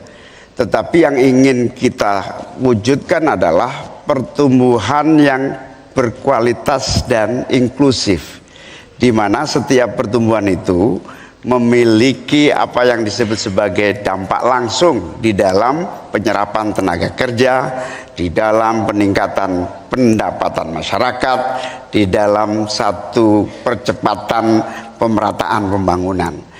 Target 5,5 sampai 6% itu dengan kalkulasi agar kalau kita tidak terlampau realistis, kita khawatir ujung-ujungnya utang luar negeri lagi. Utang luar negeri yang terlampau banyak ini mengakibatkan beban bukan hanya pemerintahan hari ini, tetapi juga anak turun kita akan mengalami banyak beban utang yang panjang. Salah satunya adalah bagaimana agar APBN kita sehat. Sekarang saja prosentasi 3.000 triliun APBN aja untuk membayar utangnya cukup tinggi, sehingga mengurangi tidak kurang dari 20% APBN kita untuk membayar utang luar negeri. Sehingga target yang berjumlah 5,5% sampai 6,5% itu realistis yang akan tidak membebani bagi proses pembangunan kita di masa yang akan datang.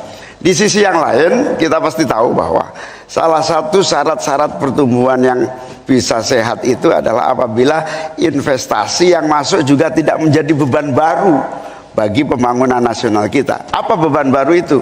Yaitu tingginya tanggungan bunga-bunga yang harus, terutama kalau utang G2G, yang menjadi beban berat bagi APBN kita hari ini dan di masa-masa yang akan datang. Cukup Bapak? Baik, selanjutnya dipersilakan untuk Pak Mahfud MD untuk kembali menanggapi, waktunya 1 menit, silakan Bapak. Ya begini Pak, kami Ganjar Mahfud itu mentargetkan pertumbuhan ekonomi kita itu 7%. Itu hitung-hitungannya mudah. Tadi saya sudah sebut di pertama. Betapa saya menyelamatkan korupsi yang diurus kantor langsung saya aja 677 triliun. Itu kalau dibagi ke UMKM itu luar biasa. Kemudian yang ditemukan oleh ICW sejak tahun 2014 yang sudah inkrah korupsi itu berapa? 233,7 triliun. Nah ini kalau kita pangkas melalui penegakan hukum yang benar, ini bisa mencapai 7. Tapi Anda menyimpang dari rumus yang selama ini terjadi. Kalau Anda berani dengan ekor 4 saja, Anda pasti bisa 7%. Pasti bisa 7%, apalagi 4 sampai 5. Lah ini Anda memperhatikan segini, tapi pertumbuhan ekonominya cuma 5,6. Secara matematis agar kurang cepat selesai. Silakan ditanggapi. Harap tenang. Ditanggapi Ya. Pak Muhaimin. Tentu saya sangat setuju. Bukan hanya pemberantasan korupsi yang membawa pemasukan bagi APBN kita, menjaga kebocoran APBN kita, tetapi juga pendapatan negara bukan pajak yang juga menjadi bagian dari andalan. Akan tetapi kita juga harus realistis bahwa 7% itu bisa jadi cuma omong kosong, di mana kenyataannya setelah APBN kita jalan sampai hari ini aja 5% yang diterapkan oleh pemerintah hari ini juga masih mengalami banyak kontraksi. Dalam arti utang luar negeri masih menjadi andalan utama, sekaligus kita juga menyaksikan bagaimana 5% itu realnya di lapangan tidak sampai 5%. Sehingga saya khawatir kalau target 7% itu dipaksakan, ujungnya bukan pertumbuhan yang sehat tetapi pertumbuhan semu yang keropos. Baik. Tenang, kita lanjutkan. Ya. Interaksi antara 3 dan 1 sudah selesai. Sekarang giliran interaksi antara 1 dan 2. Pak Muhaimin silahkan bertanya kepada Pak Gibran dan kemudian akan ditanggapi. Waktu Anda 1 menit untuk bertanya. Terima kasih Pak Gibran. Pak Gibran ini telah berhasil menjadi wali kota sekaligus pengusaha yang sukses. Bahkan berbagai proyek-proyek besar telah berhasil dibangun di Solo. Ini menjadi prestasi, tetapi kita ingin prestasi ini ditularkan kepada yang lain. Saya ingin Pak Gibran menyampaikan tips and tricks agar bupati, wali kota, dan pemerintah daerah yang lain bisa belajar agar proyek-proyek besar bisa dimasukkan di kota Solo. Bagaimana caranya ini? Tenang. Itu. Cukup? Cukup. Baik. Cukup. Silahkan waktu Anda. Pak Gibran, waktu Anda 2 menit untuk menanggapi. Baik Gus Muhaimin, saya jelaskan ya. Sekarang Indonesia itu sudah memulai yang namanya pemerataan pembangunan. Yang dibangun bukan hanya Solo saja. 53% investasi kita sudah ada di luar Jawa. Kalau kita pengen fair ya Gus, jumlah Mohon tenang, mohon tenang. jumlah proyek, jumlah anggaran yang digelontorkan ke Solo sebelum saya jadi wali kota itu lebih besar. Saya tahulah ini arah pertanyaannya kemana, tapi yang jelas ini Gus, Apa yang sudah dibangun, yang kita lihat bukan bangunan fisiknya saja, tapi kita lihat impact-nya ke warga. Bangun masjid menggunakan CSR dari Abu Dhabi, impact-nya apa? UMKM kita sekarang melesat, wisata kita melesat. Kemarin waktu Idul Fitri, kunjungan wisatawan ke Solo melebihi Jogja, itu impact-nya. Lalu kita lihat, kita punya kebun binatang Solo Safari, tidak pakai APBN. Masjid tidak pakai APBN. Tapi impact-nya apa? Impact-nya ke masyarakat. Jadi yang kita lihat ini Gus, tidak perlu tendensius seperti itu. Kita lihat impact-nya ke warga seperti apa? UMKM meningkat, kesejahteraan meningkat, lapangan pekerjaan terbuka. Itu yang kita lihat Gus. Jadi tidak melihat, oh ini di anak emaskan. Enggak. Pemerataan pembangunan itu sudah terjadi di mana-mana, bukan hanya di Solo. Dan itu fakta loh Gus. Proyek di Solo sebelum saya menjabat itu lebih banyak. Fakta itu. Terima kasih. Harap tenang, kita akan lanjutkan. Masih lanjut ini. Silakan Pak Muhaimin untuk menanggapi, waktunya 1 menit. Ya, yang saya tanyakan belum dijawab. Saya itu tanya tips and triknya agar investasi ataupun proyek-proyek besar bisa di sana.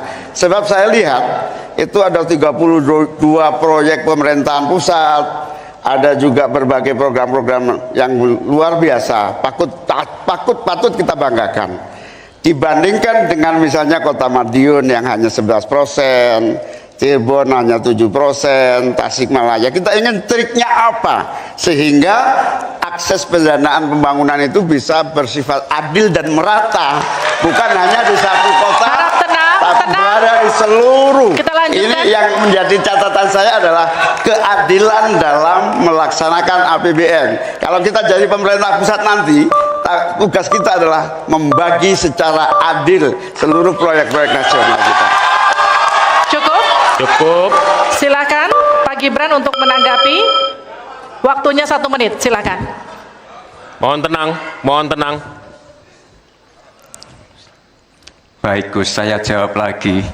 Sebelum ada proyek dari pusat masuk, kita ya, para wali kota ya, harus menyiapkan yang namanya readiness kriteria. Kalau nggak ada itu, nggak mungkin proyek itu masuk. 2, kita sebagai wali kota harus menyiapkan hal-hal non teknis, relokasi, nego dengan warga-warga, bantaran sungai, bantaran rel kereta api. Itu Gus, 1. Lalu kita juga harus berkolaborasi, tidak semuanya pakai APBN, ada yang pakai APBN plus APBD plus dibantu. Saya sering dibantu Pak Ganjar, gubernur saya. Ini kolaborasi. Jadi tidak semuanya APBN, ini kolaborasi, ada CSR juga, ada BUMN juga, ini kolaborasi. Dan sekali lagi sebelum itu masuk, kami para wali kota menyiapkan readiness kriteria itu. Jadi ya saya kira ini cukup fair Gus. Ayo mana pendukung? Apresiasinya.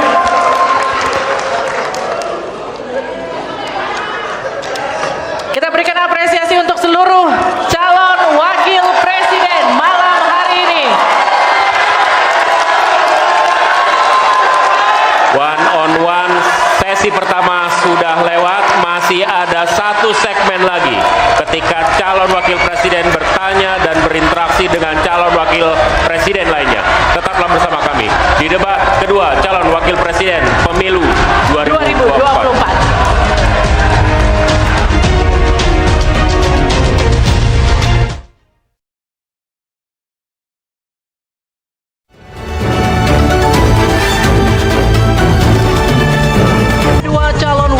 Presiden Pemilu 2024. Kita akan lanjutkan segmen tanya jawab antar calon wakil presiden di segmen ini. Jika sebelumnya kita mulai dengan calon wakil presiden nomor urut 2 yang bertanya, segmen ini kita akan mulai dengan sebaliknya, yakni calon wakil presiden nomor urut 3 yang akan bertanya kepada cawapres nomor urut 2. Namun kami akan kembali mengingatkan kepada para calon wakil presiden untuk melakukan tanya jawab sesuai dengan tema debat malam hari ini, yakni ekonomi, kerakyatan dan digital, keuangan, pajak, pengelolaan APBN dan APBD, investasi, perdagangan, infrastruktur, dan perkotaan. Untuk itu kami undang kembali Silakan para Bapak-bapak. calon wakil presiden untuk kembali menempati podium masing-masing.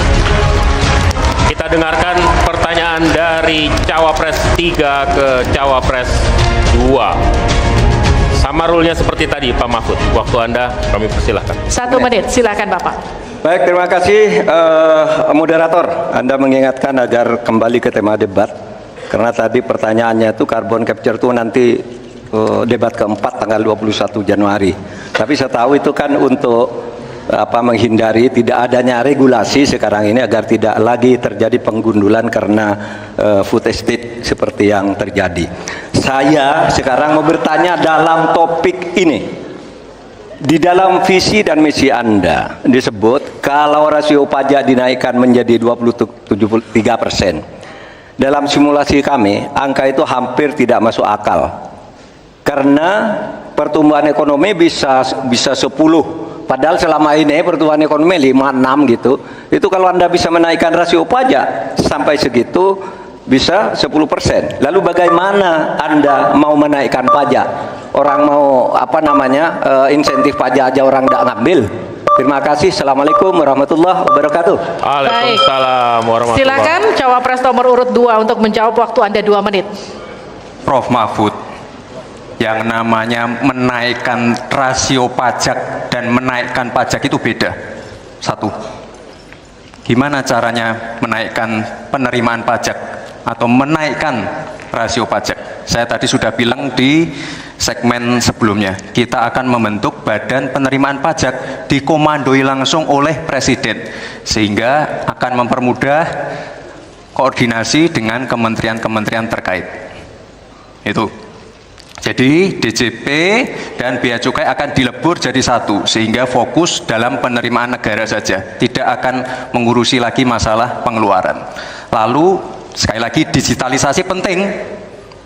Saya melihat di Kementerian Keuangan juga sudah menyiapkan, tapi mungkin aplikasinya masih pada tahap testing and enrichment. Kita melihat sudah ada Tercox core tax system yang akan disiapkan. Ini nanti akan mempermudah proses bisnis, mempermudah proses administrasi, memperbaiki pelayanan pajak. Misalnya sekarang nanti ketika sistemnya itu keluar, ketika kita akan melaporkan SPT tahunan, kita tidak perlu lagi mengisi dan menghitung karena sistemnya sudah pre-populated, sehingga tinggal klik, tinggal konfirmasi, selesai. Mempermudah. Lalu untuk masalah pertumbuhan ekonomi, Pak, tadi saya bicara masalah hilirisasi, bicara masalah investasi. Sekali lagi, Pak, tadi saya baru bicara masalah nikel, kita belum bicara masalah tembaga, boksit, timah, tembaga, bioetanol, bioaftur, biodiesel. Oh, kita kalau serius ya Pak ya, kita benar-benar bisa menjadi raja energi dunia Pak. Tapi kita harus serius dan harus fokus dan harus ada keberlanjutan dan penyempurnaan. Matur nuwun Prof. Mahfud. Harap tenang, kita lanjutkan. Kita beri kesempatan kepada Bapak Mahfud MD untuk menanggapi. Waktunya 1 menit, silakan Ya, Bapak. Mas Gibran yang terhormat, apa sih perbedaan antara penerimaan pajak dan tax ratio? Anda bicara 23%, 23% dari apa ini? Kalau Anda bicara bahwa beda antara penerimaan pajak dan rasio atau tax rasio pajak. Kan kalau persen kaitannya dengan PDB. Apa 23% dari APBN atau apa? Kalau 23% dari APBN itu salah. Karena sekarang aja sudah 82%. Dengan tax rasio sekarang hanya 10,5. Sumbangan terhadap APBN itu 20%. Saya ingin tanya, 23% itu dari apa? 23% dari PDB atau dari APBN atau apa untuk menaikkan pajak? Hati-hati loh. Rakyat itu sensitif kalau pajak dinaikkan, karena kita sudah berkali-kali nawarkan teks amnesti juga tidak jelas hasilnya. Kemudian teks pajak itu, insentif pajak sudah ditawarkan oleh pemerintah, benar tidak Pak yang mau? Karena diperas-peras juga jadi alat nego di kantor pajak. Nah oleh sebab itu ini harus jelas 23% dari apa, selesai. Silakan. Harap tenang. Masih lanjut. Silakan. Pak, yang saya klarifikasi tadi adalah tax ratio dan menaikkan pajak, Pak. Itu beda. Kita ini tidak ingin berburu di dalam kebun binatang. Kita ingin memperluas kebun binatangnya. Kita tanami, binatangnya kita gemukkan. Artinya apa? Membuka dunia usaha baru. Sekarang NPWP, yang punya NPWP ini baru 30%. Artinya apa? Kita harus melakukan intensifikasi dan ekstensifikasi. Saya tahu pasti pada negatif thinking. Kita tidak akan memberatkan UMKM yang di bawah omsetnya 500 juta, pajaknya 0. Pengen modal 200 juta, Udah. tanpa agunan, nggak ada yang memberatkan, Mbak. Terima kasih. Baik. Baik, harap tenang, kita lanjutkan. Tenang, kita lanjutkan. Kali ini saya akan mempersilahkan untuk calon wakil presiden nomor urut 1 untuk memberikan pertanyaan ke calon wakil presiden nomor urut 3, Bapak Muhaimin Iskandar. Waktu Anda untuk bertanya adalah 1 menit. Saya persilakan. Terima kasih Pak Mahfud yang saya hormati. Pemasukan negara itu salah satunya adalah dari kepemilikan lahan yang luas. Banyak kepemilikan lahan yang berlebihan. Akumulasi kekayaan hanya di segelintir orang dan selalu menjadi topik yang belum pernah selesai sampai hari ini. Pertumbuhan ekonomi yang tinggi hanya dinikmati oleh segelintir orang karena akses kepemilikannya juga terbatas. Pemerataan menjadi kata yang tidak bermakna. Maka saya ingin pendapat Pak Mahfud, bagaimana mewujudkan keadilan sosial dimulai dari pemerataan kepemilikan tanah, akses dan lahan. Karena kalau sampai hari ini begitu, maka tidak akan pernah ada kemampuan rakyat untuk mengakses modal ekonomi. Terima kasih. Baik, silakan Pak Mahfud untuk menjawab. Waktu Anda untuk menjawab 2 menit, kami persilakan Bapak. Caimin, itu diskusi sudah lama. Sejak zaman Bung Karno itu dulu mengeluarkan undang-undang land reform, redistribusi lahan itu tadi, yang sampai sekarang itu tidak jalan meskipun undang-undangnya masih berlaku. Kenapa? Lagi saya katakan, ini pada aparat, pada kedisiplinan kita, pada penegakan hukum kita.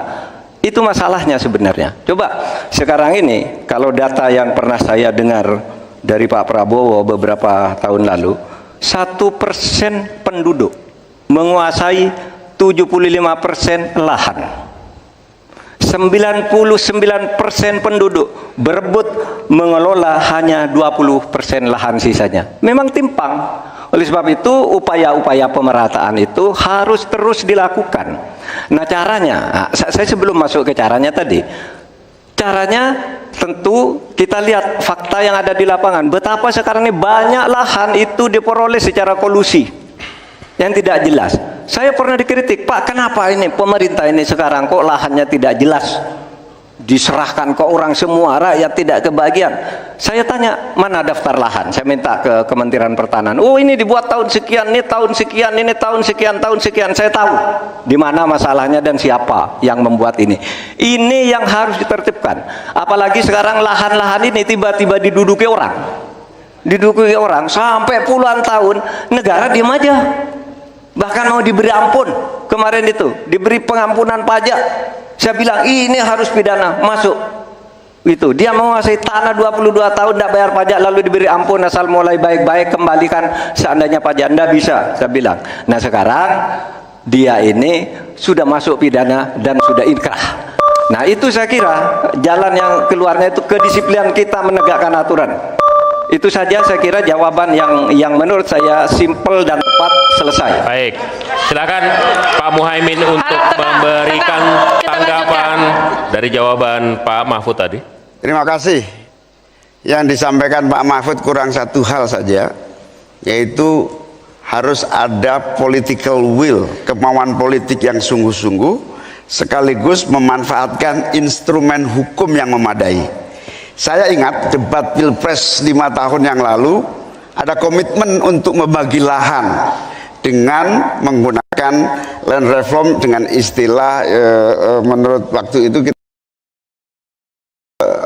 distribusi kepemilikan lahan. Sehingga yang ingin saya tegaskan dari jawaban Pak Mahfud tadi adalah instrumen hukum harus dipakai secara optimal, diikuti dengan kemauan dan kesungguhan politik, bukan hanya retorika politik. Oleh karena itu, agar tanah-tanah yang dikuasai oleh segelintir orang terdistribusi dan rakyat ikut menikmati, terutama untuk lahan-lahan pertanian yang lebih produktif. Terima kasih.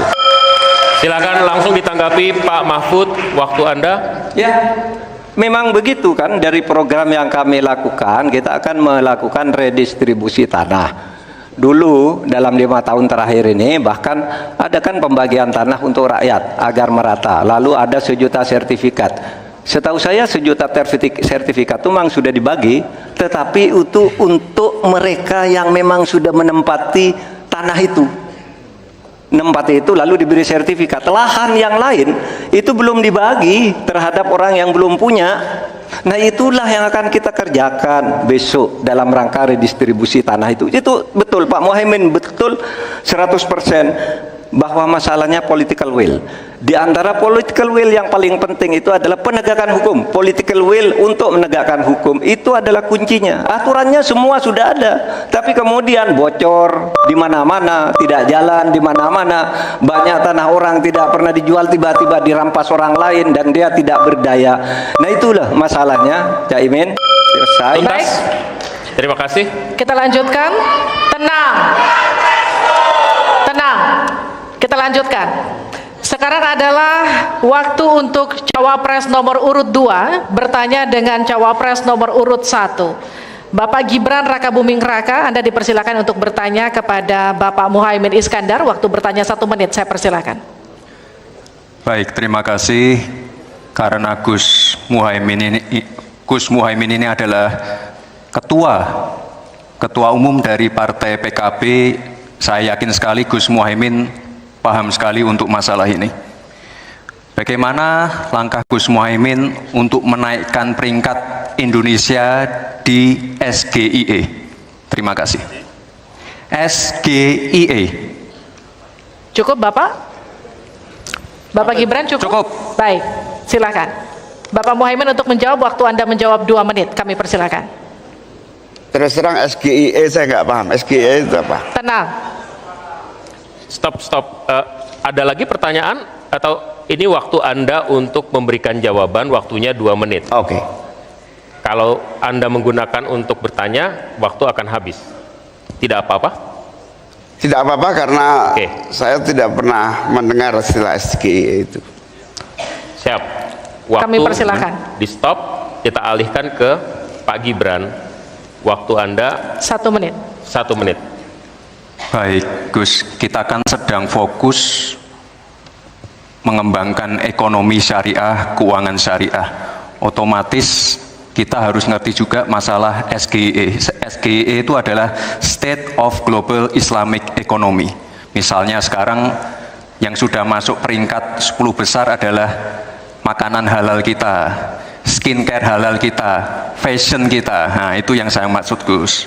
Dan ya mohon maaf kalau pertanyaannya agak sulit ya, Gus. Terima kasih. Harap tenang. Tenang. Mohon kerjasamanya. Waktu Anda, Pak Muhaimin, 1 menit untuk menanggapi. Terima kasih. Memang pertanyaan ini sungguh penting karena Indonesia dengan jumlah umat Islam yang terbanyak di dunia, sekaligus bukan saja sebagai pasar ekonomi syariah, pasar pariwisata halal, pasar perbankan syariah, tetapi sekaligus punya potensi menjadi pusat ekonomi syariah dunia. Nah, posisi kita yang masih di bawah ini membutuhkan langkah-langkah penting agar yang disebut SGIE ini menjadi kita menaikkan peringkat kita. Ada beberapa hal yang bisa kita lakukan. Yang pertama, Yang harus dilakukan pemerintah adalah menyiapkan seluruh perangkat regulasi agar tumbuh kembang seluruh industri halal, termasuk bagaimana membantu sertifikasi secara murah bahkan gratis, terutama bagi UMKM kita. Habis waktunya, kita berikan aplaus terlebih dahulu kepada 3 calon wakil presiden yang sudah berinteraksi. Boleh dong, kalau ada Kami berikan waktunya kita apresiasi. kasih apresiasi yang meriah. Untuk ketiga cawapres malam hari ini yang telah melakukan sesi tanya jawab dan juga saling menanggapi. Sudah ada tiga fase yang kita lewati, menyampaikan visi dan kemudian Harap tenang. program kerja, kemudian menjawab pertanyaan dari panelis dan berinteraksi satu sama lain. Masih ada satu sesi lagi yang kita sisakan, memberikan pernyataan penutup. Tapi itu nanti kita tahan dulu, kami akan kembali di debat kedua calon wakil presiden pemilu 2024.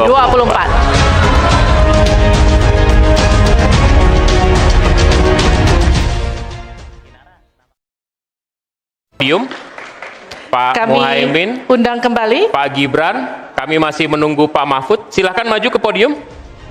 Silakan. Pak Mahfud nampaknya berganti pakaian. Baik, kita tunggu. Ini adalah sesi terakhir di mana kita akan, mohon tenang.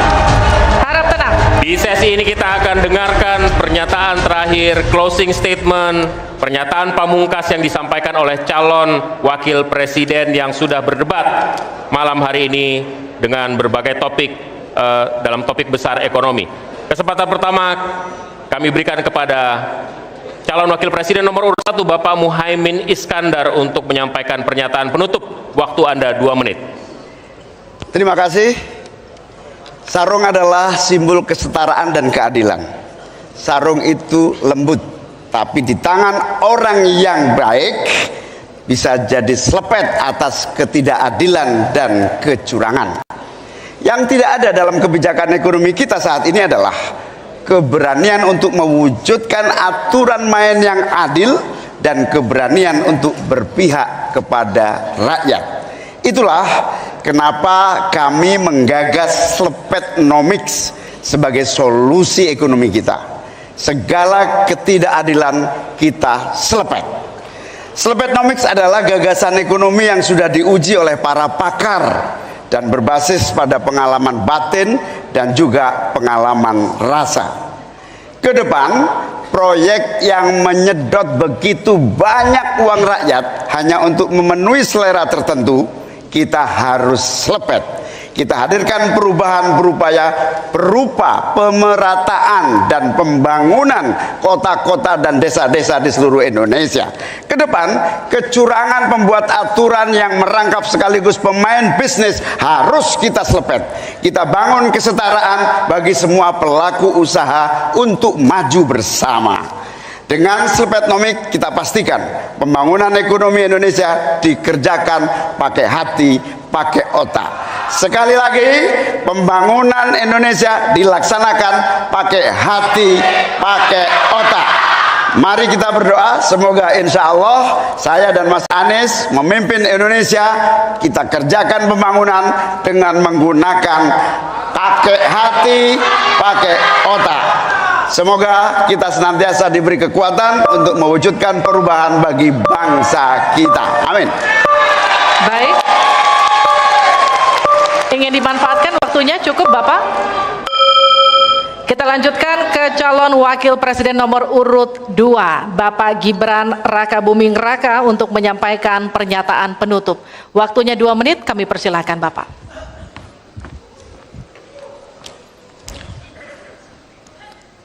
Indonesia ini negara besar. Kita harus bersyukur di tahun 2020 sampai 2030 nanti kita akan mendapatkan bonus demografi.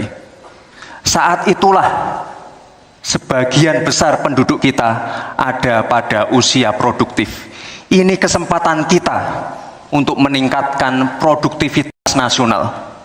Peluang untuk menuju Indonesia emas makin terbuka lebar. Tapi Bapak Ibu yang saya hormati, teman-teman sesama anak muda, ingat, kesempatan ini hanya datang sekali. Kesempatan ini tidak akan terulang lagi.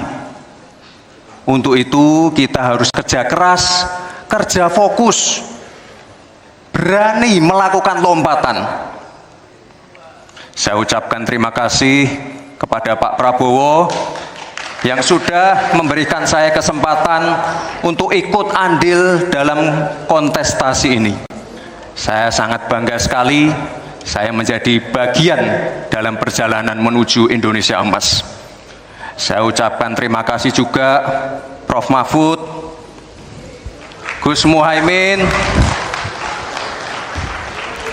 Saya sangat senang sekali bisa satu panggung dengan orang-orang hebat seperti ini. Senang sekali anak muda bisa bertukar pikiran dengan ketua umum partai dan seorang profesor. Sekali lagi, terima kasih. Anak-anak muda harus saling mendukung, anak-anak muda harus saling bergandengan tangan. Saya yakin Indonesia Emas bisa tercapai. Terima kasih. Wassalamualaikum warahmatullahi wabarakatuh. Selamat Natal dan Tahun Baru. Baik, terima kasih. Harap tenang, kita Masih melanjutkan. dalam sesi, mohon tenang, waktu belum selesai. Kami persilahkan selanjutnya calon wakil presiden nomor urut 3 Bapak Mahfud MD untuk menyampaikan pernyataan Saudara-saudara seluruh bangsa Indonesia, kami Ganjar dan Mahfud ingin memastikan untuk menyelenggarakan negara yang bersih melalui penegakan hukum tanpa pandang bulu.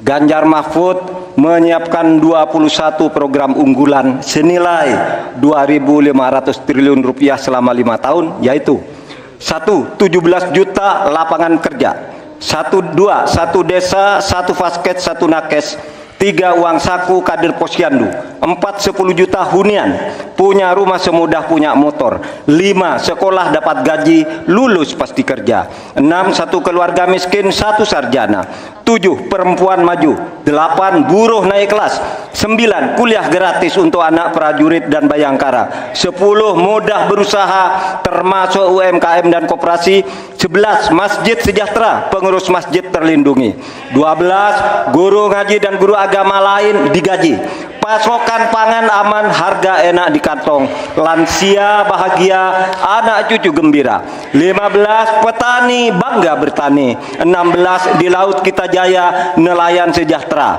17 disabilitas mandiri berprestasi, 1 desa 1 mobil akses, 18 internet super cepat, gratis dan merata, 19 bansos pasti lanjut tapi harus tepat sasaran, 20 sikat KKN, dan terakhir KTP Sakti.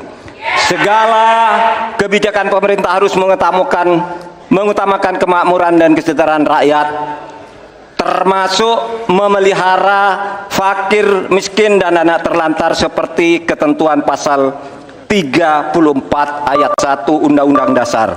Semoga niatan baik dan keikhlasan kami mendapat ganjaran ilahi dan tercatat di Lauhil Mahfuz. Selesai.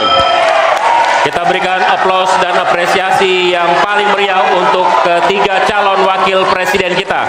Saya undang Pak Muhaimin, Pak Gibran, dan Pak Mahfud untuk ada di tengah.